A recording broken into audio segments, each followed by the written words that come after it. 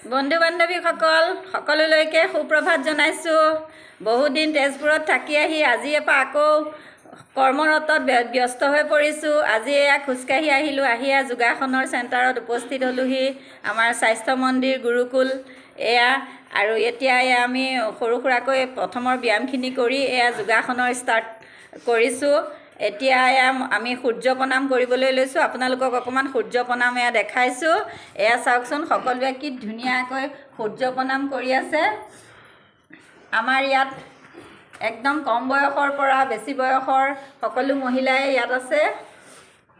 এয়া দুই এগৰাকীয়ে হয়তো সূৰ্য প্ৰণামটো কৰাত অকণমান অসুবিধা হ'ব পাৰে, হেল্থৰ অকণমান ইছ্যু থাকে, গতিকে বাকীখিনিয়ে সকলোৱে কৰি আছে। এয়া চাওক, এয়া সুন্দৰকৈ কৰি আছে, চাওকচোন।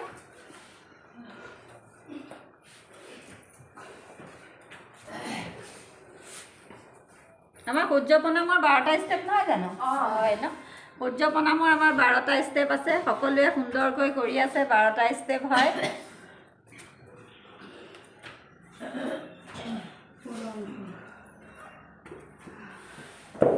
এয়া সকলোৱে সূৰ্য প্ৰণাম কৰিলে।